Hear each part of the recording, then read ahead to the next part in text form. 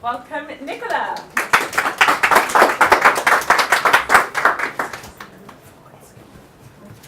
Forward. There we go. Excellent. Is confidence all in the mind? What do we think? Let's have a show of hands. Hands up if you think people are naturally confident. Or if you think people can learn to be confident. Oh, yeah. Lovely, thank you very much. Well, the good news is you are all right. Some people are naturally more gregarious. Other people need to learn to overcome fears, phobias, etc. and grow in confidence. But you know that if you're an entrepreneur or a manager or a business owner, you have to be able to speak confidently in public. And that can be a big deal. Research shows that in America, supposedly the most confident nation in the world, that up to 70% of Americans are frightened of public speaking, but only 60% are frightened of death.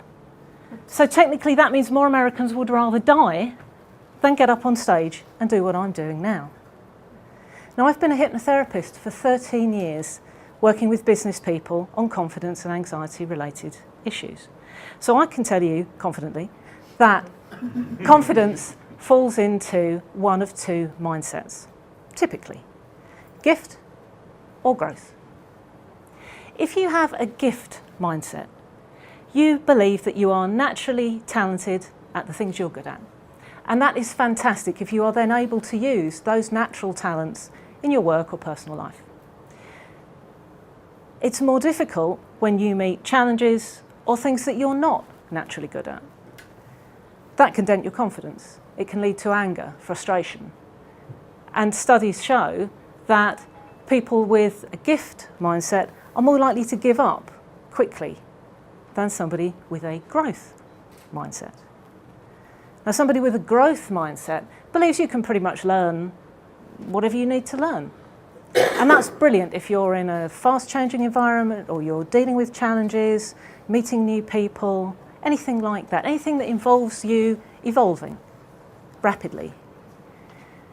But those people can, not always, but can suffer from low self-esteem or even imposter syndrome because they can believe that they don't generally have a talent for anything and that they're not even as talented as the people around them.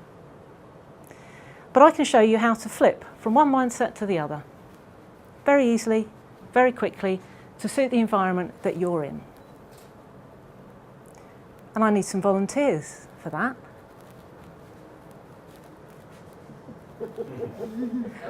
Pick the most handsome guy in the room. I need all of you to stand up. And I need you to raise your right arm like that.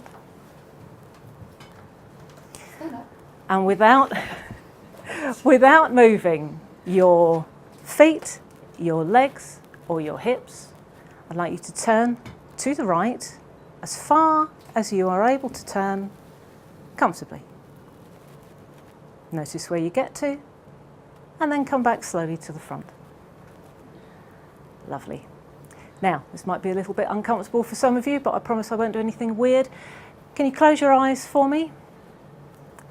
And I'd like you to imagine exactly what you've just done. So again, don't move your feet, your legs, or your hips. Without moving, just imagine turning to your right exactly as you did. But this time, when you get to the point where you had to stop, I'd like you to keep going so that you can go almost 360 degrees round. Notice everything that you would have noticed, the people around you, the obstacles, clocks on the wall, colours, anything like that. And then turn back slowly the other way to the front. Now open your eyes for me. And I'd like you to raise your right arm one more time. Don't move your feet, your legs or your hips, and turn to the right as far as you can. There you are. You see, the majority of you have noticed that you got further the second time than you did the first. That's because your unconscious mind unleashed its secret power. It used visualization as a planning tool. So it planned what you were going to do. It decided how you were going to see, what you were going to do, and what you'd feel. And consequently, you were better, even though you were completely unfocused and didn't know what I was going to ask you to do.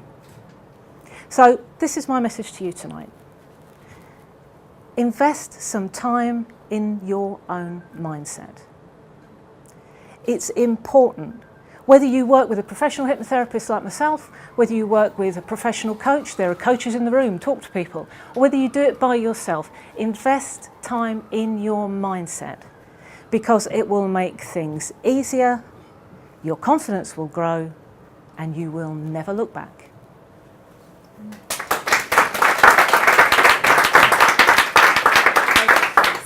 So much. That was really, really amazing. So just knowing that visualization can be used as a planning tool, I had no idea. So our esteemed judges will do their thing. But then I always say what you want to say, so fine. Awesome. So Nicola is another example. I hate this. Why do I have to do this? Will this help my business?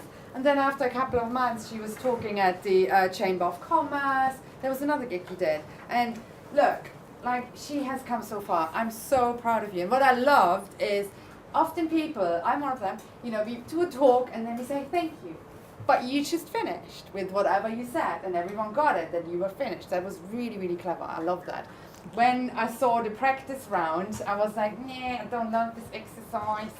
But it worked, I found. Like, I could see your faces like, huh. And it's always good, like making it come alive. Stretch. I had an amazing stretch. Wait for it, it's coming back. I'd say, how many of you here have seen Sheryl Sandberg's TED Talk? Anyone seen it? If you haven't seen it, please Google it, have a look, watch it, because she is a master in using very simple stories and making a talk come alive with little things. I still remember, now I could probably do her talk, not as good as she did, but I remember all the stories she used. So I feel there were a lot of concepts flying around. A few more stories I would have loved to just weave things in. Maybe Nicola, like 14 years ago, like chatting up her first boyfriend, not feeling confident. And now it's like, you know, I walk into a bar, you're mine.